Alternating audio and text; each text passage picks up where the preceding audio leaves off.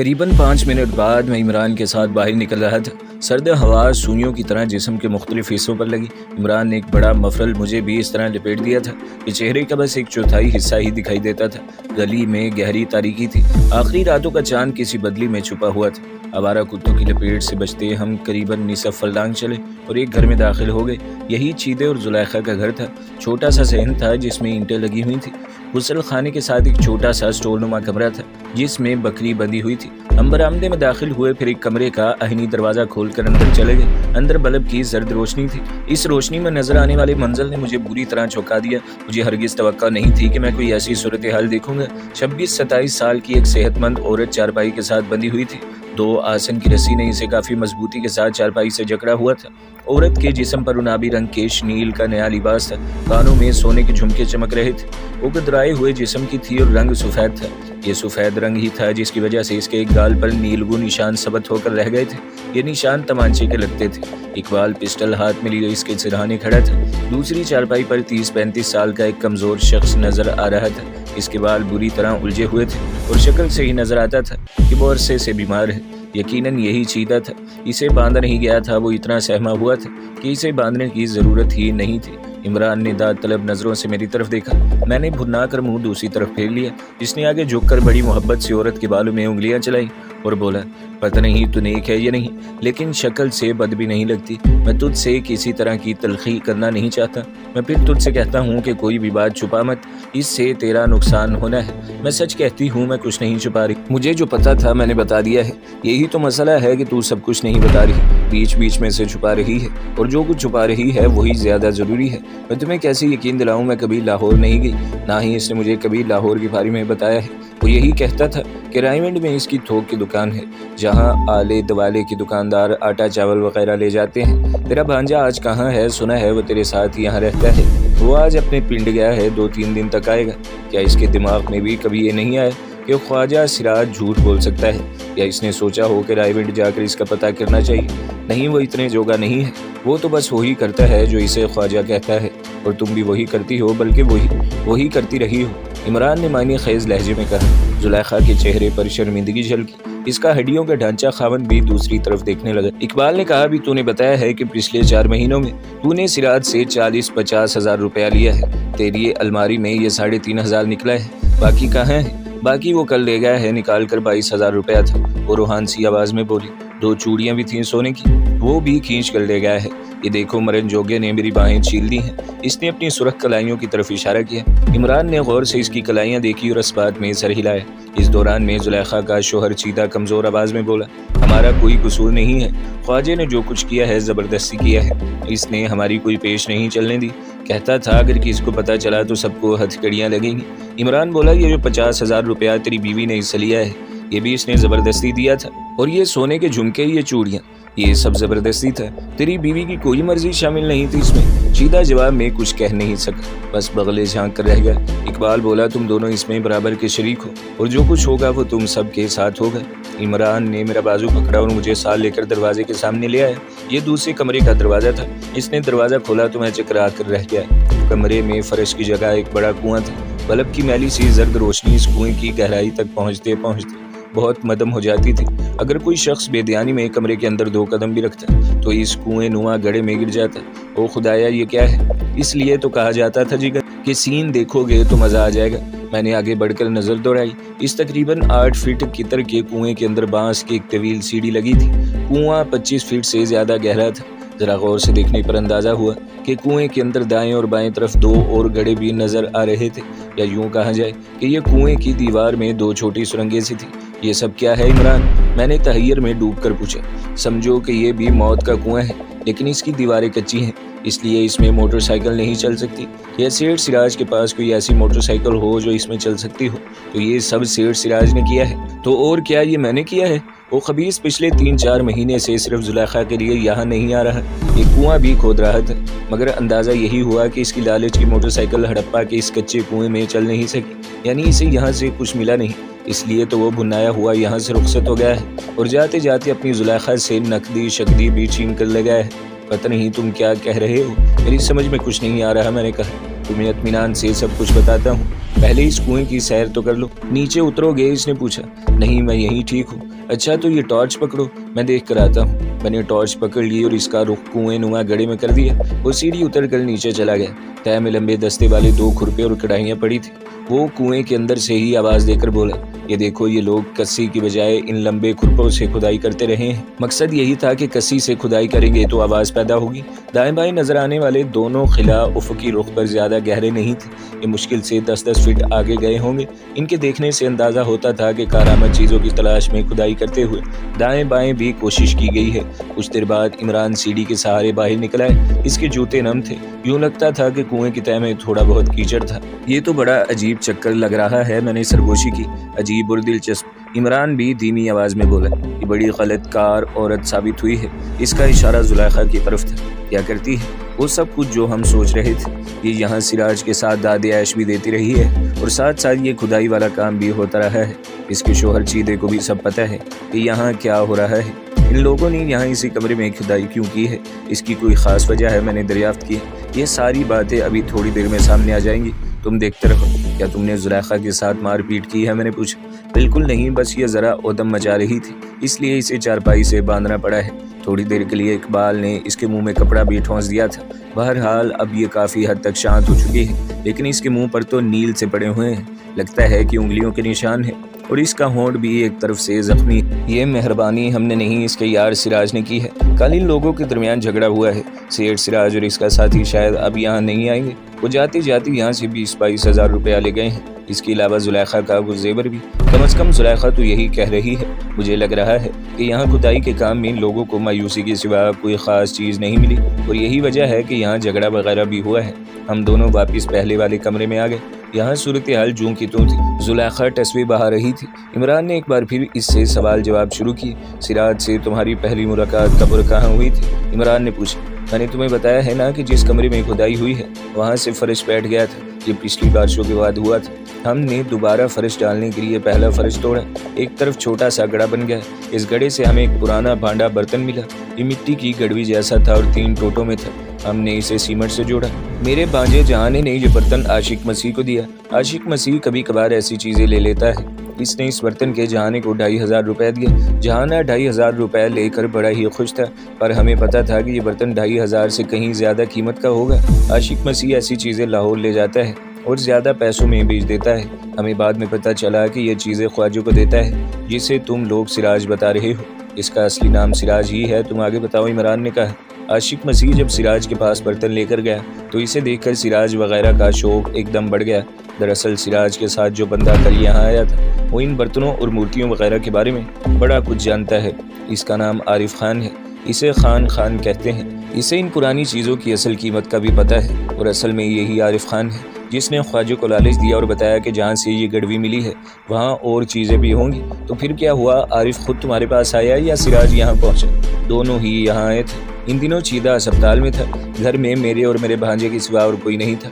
बाजे ने मुझे बताया कि वो लाहौर के करीब रायवेंड में कारोबार करता है। इसने आरिफ खान को अपना मुलाजिम बताया। अब पता नहीं कि ख्वाजे की तरह आरिफ खान भी असली नाम है या झूठा है। बहरहाल इन दोनों ने कहा कि जहाँ से गड़वी मिली है वहाँ अगर और खुदाई की जाए तो और चीज़ें मिल सकती हैं। मुझे पता था कि ये गलत काम है। सरकारी बंदे हर वक्त यहाँ नज़र रखते हैं, चौकीदार भी घूमते रहते हैं। मैंने इनकार कर दिया। ख्वाजा और आरिफ खान पहले लालच देते रहे, फिर डराने धमकाने लगे। उन्होंने कहा कि मेरे भांजे जहाने को हथकड़ी लग सकती है क्योंकि इसने ये गड़वी नाजायज़ तौर पर निकाली है और बेची है। इसके अलावा भी बड़ा कुछ हो सकता है, इसलिए बेहतर यही है कि मैं इनकी बात मान लूँ। मैं अकेली औरत ज़ात थी और ये बात भी सही थी कि जहाना गड़वी बेच चुका था। आशिक मसीह ने इसे 2500 रुपए की वसूली पर अंगूठा भी लगवाया था। मुझे इनकी बात माननी पड़ी। इसके बाद ख्वाजे ने हमारे घर आना शुरू कर दिया। कभी कभी इसके साथ आरिफ खान भी होता था। चीदा अस्पताल से वापस आ गया था। ख्वाजे ने इसको भी डराया धमकाया और फिर उन्होंने खुदाई का काम शुरू कर दिया। खुदाई कौन करता था? आरिफ खान और जहाना।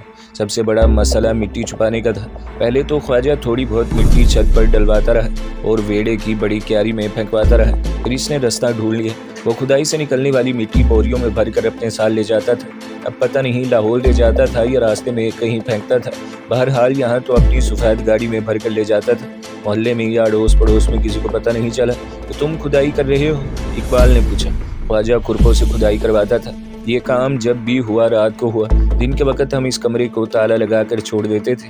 عمران ٹارچ کی روشنی زلیخا کے گورے چٹے چہرے پر ڈال کر بولا، زلیخا بی بی، یہ بات ماننے والی ہرگز نہیں ہے کہ تم لوگوں نے اتنی کھدائی کر لی اور تمہیں یہاں سے ملا کچھ نہیں۔ میں سچ کہہ رہی ہوں، گڑوی کے بعد یہاں سے ایک بھی کام کی شے نہیں ملی۔ خواجہ ہم سے کہتا تھا کہ ہم نے جھوٹ بولا ہے، گڑوی بھی یہاں سے نہیں نکلی تھی، ہم نے کسی کی چرائی تھی یا کہیں اور سے نکالی تھی۔ کہیں ایسا تو نہیں کہ کھدائی کرتے ہوئے یہاں سے کچھ نکلا ہو، مگر ان لوگوں نے، میرا مطلب ہے کہ سراج اور عارف نے تم سے چھپایا ہو۔ اللہ ہی جانے، پر میں جھوٹ نہیں بولوں۔ جب بھی کھدائی ہوتی تھی جہانا ساتھ ہوتا تھا، اگر ایسی کوئی بات ہوتی تو اسے پتہ چل جاتا۔ بات کرتے ہوئے زلیخا کے ایک گال پر چھوٹا سا گڑا پڑتا تھا اور وہ قدرے خوبصورت نظر آنے لگتی تھی۔ وہ عاشق مسیح اب کہاں ہے؟ اقبال نے پوچھا۔ اس پر جھگڑے اور ناجائز اسلحے کا کوئی کیس بنا ہوا ہے، آج کل وہ گھر سے غائب ہے، 3-4 مہینے سے اسے دیکھا نہیں ہے۔ اگلے 1 گھنٹے میں عمران اور اقبال اس زلیخا نامی عورت سے مسلسل سوال جواب کرتے رہے۔ اس ساری گفتگو سے جو کچھ معلوم ہوا اور جو کچھ ہم نے اخذ کیا وہ کچھ اس طرح تھا۔ زلیخا ہوشیار عورت تھی، وہ جو یہ بات کر رہی تھی کہ اس نے خوفزدہ ہو کر سراج وغیرہ کا ساتھ دیا، غلط تھی۔ ممکن ہے کہ اس پر تھوڑا بہت دباؤ بھی ہو، مگر اس کے ملوث ہونے کی اصل وجہ اس کا لالچ اور اس کی عیش پسندی تھی۔ سیٹ سراج نے زلیخا کی فطرت کو سمجھتے ہوئے اسے بڑی ہوشیاری سے شیشے میں اتارا ہوا تھا۔ وہ نہ صرف یہاں زلیخا کے ساتھ اپنی راتوں کو گرما رہا تھا، بلکہ نوارد کی تلاش میں کھدائی بھی کر رہا تھا۔ زلیخا کو اپنے لاغر خاوند کی ذرہ پر پرواہ نہیں تھی۔ اس کا گھر میں موجود ہونا یا نہ ہونا زلیخا کے لیے برابر تھا۔ بھانجا جہانا بھی 1 نمبر کا بغیرت تھا، اسے بھی پرواہ نہیں تھی کہ اس کی ماسی کیا کرتی ہے۔ اسے بس نشے پانی سے مطلب تھا اور یہ نشہ اسے وافر مقدار میں مل رہا تھا۔ اس کی جیب بھی سراج کی مہربانی سے ہمہ وقت گرم رہتی تھی۔ جب سراج اپنی سوزوکی کے ڈبے پر یہاں آتا تو اکثر عارف خان بھی اس کے ساتھ ہوتا تھا۔ عارف اور جہانہ دونوں کھدائی میں مصروف رہتے تھے اور سراج علیحدہ کمرے میں زلیخا کے ساتھ مصروف وقت گزارتا تھا۔ اس نے زلیخا کو مٹھی میں رکھنے کے لیے سونے کی چوڑیاں دی تھی اور ہر ہفتے نقد پیسے بھی دیتا تھا۔ زلیخا ان عورتوں میں سے تھی جنہیں سونے کی چمک دکھا کر اور نوٹوں کی کڑکڑاہٹ سنا کر کسی بھی کام پر آمادہ کیا جا سکتا ہے۔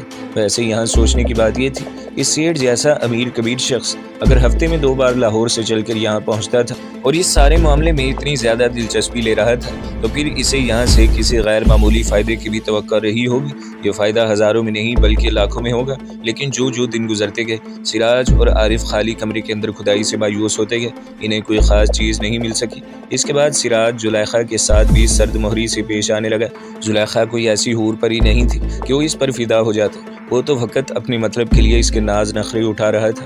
8-10 روز پہلے سراج نے عارف خان کے ساتھ ساتھ زلیخا اور اس کے خاوند کو بھی سلواتیں سنائی اور انہیں کہا کہ انہوں نے اس کا وقت برباد کیا ہے۔ کل یہ جھگڑا مزید بڑھا۔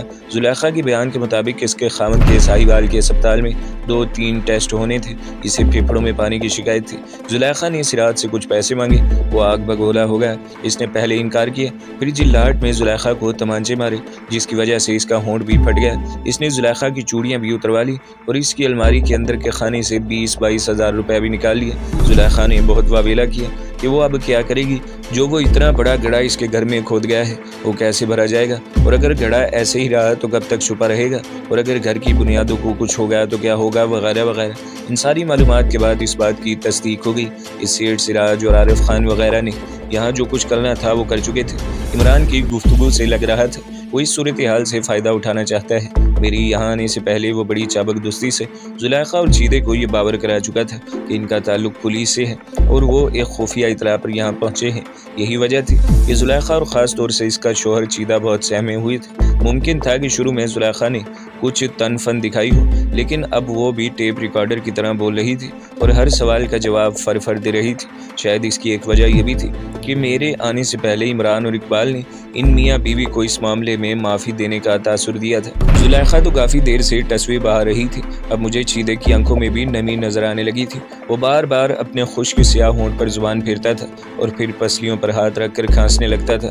زلیخا نے ہچکچاتے ہوئے کہا، اگر تم تینوں واقعی پولیس والے ہو تو پھر تم عام کپڑوں میں کیوں آئے ہو، اور تم نے اپنا منہ بھی چھپائے ہوئے ہیں۔